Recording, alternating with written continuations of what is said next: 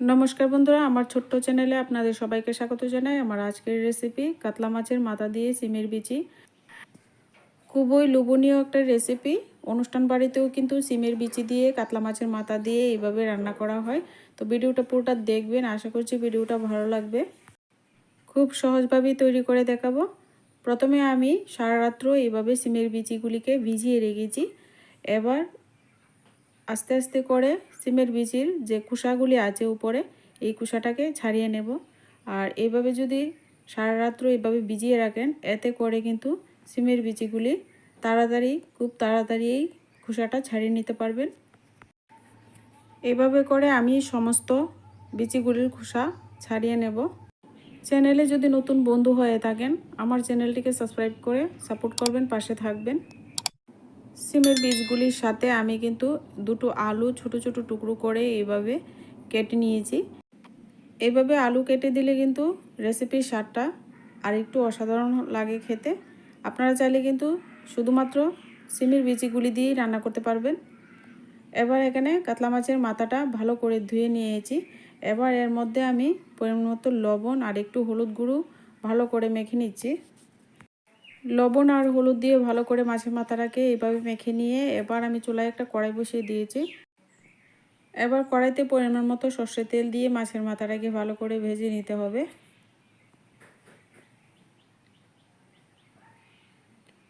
আপনারা চাইলে কিন্তু কাতলা মাছের মাথা দিয়েও করতে পারবেন, মাছ দিয়েও করতে পারবেন। এই রেসিপিটা অনেকভাবে এই রেসিপিটা আপনারা করে খেতে পারবেন। কাতলা মাছের মাথা ছাড়াও কিন্তু এই রেসিপিটা খাওয়া যায়।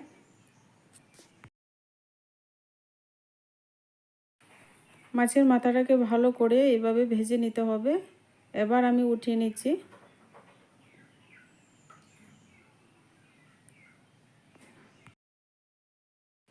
কড়াইতে মাছ ভাজার তেল রয়ে গেছে, আর একটু তেল দিয়ে দিয়েছি পরিমাণ মতো। এবার ফোড়নে দিচ্ছি একটা তেজপাতা আর শুকনো লঙ্কা। ফোড়নটা একটু লাল হয়ে গেলে এর মধ্যে আমি এখানে বড় সাইজের একটা পেঁয়াজ কুচি দিয়ে দিচ্ছি।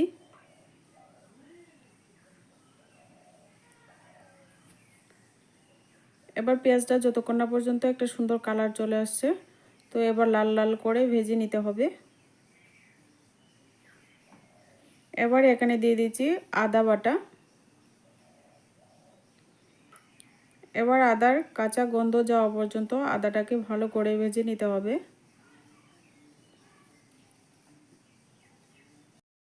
পেঁয়াজটাকে এভাবে একটু লাল করে ভেজে নিয়ে এর মধ্যে কাঁচা লঙ্কা বাটা, পরিমাণ মতো শুকনো লঙ্কা গুঁড়া দিয়ে দিচ্ছি, হলুদ গুঁড়ো আর ভাজা জিরা ধরে গুঁড়ো, আর দিয়ে দিতে হবে একটা টুকরো করে রাখা টমেটো, পরিমাণ মতো লবণ দিয়ে একটু জল দিয়ে মশলাটাকে এবার ভালো করে কষিয়ে নিতে হবে।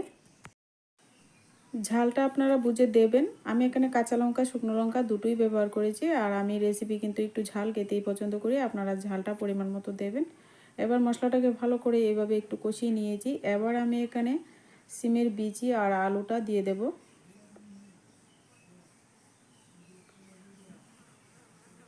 এবার আমি মশলার সাথে ভালো করে একটু আলু আর সিমের বিচিটাকে এইভাবে নাড়াচাড়া করে ভেজে নেব। এবার আমি 1 মিনিটের জন্য ঢাকা দিয়ে দেব। চুলা আঁচটাকে এই পর্যায়ে লোতে রাখতে হবে। 1 মিনিট পর ঢাকনাটা তুলে আবারও কিছুক্ষণ নাড়াচাড়া করে কষিয়ে নিতে হবে।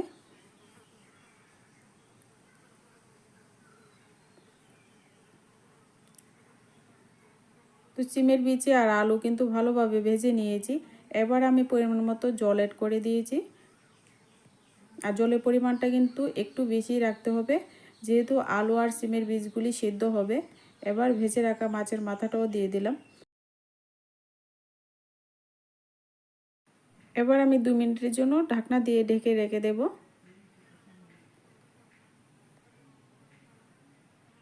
এবার একটু নাড়াচাড়া করে দিয়ে এবার আমি এখানে ধনেপাতা কুচি দিয়ে দেব। আর ধনেপাতা কুচি যদি আপনাদের হাতের কাছে না থাকে, না দিলেও কিন্তু চলবে, এতেও কিন্তু রেসিপিটা কিন্তু খেতে ভালো লাগবে। তো ধনেপাতাটা থাকলে দেবেন, না থাকলে না দিলেও চলবে। তো এবার একটু ধনেপাতা কুচি ছড়িয়ে দিয়ে এবার একটু নাড়াচাড়া করে দিয়ে রেসিপিটা আর একটু সময় ফুটিয়ে নেব। তো বন্ধুরা, এখানে সিমের বিচি আলু সবই আমার সেদ্ধ হয়ে গেছে। এবার একটা তুলে দেখিয়ে দিচ্ছি।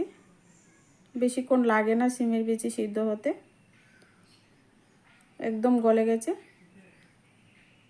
এবার আমি রেসিপি কিন্তু নামিয়ে পরিবেশন করে নেব। চুলা আঁচটাকে বন্ধ করে দিতে হবে। মাছের মাথা দিয়ে সিমের বিচির এই রেসিপিটা যদি ভালো লাগে অবশ্যই একটা লাইক করে দেবেন, চ্যানেলটিকে সাবস্ক্রাইব করে পাশে থাকবেন। পাশে থাকা বেল আইকনটি বাজিয়ে দেবেন। আমার চ্যানেলে নিত্য নতুন ভিডিও আপনারা সবার প্রথমে পেয়ে যাবেন। আজকে ভিডিও এই পর্যন্তই, দেখা হচ্ছে নেক্সট ভিডিওতে।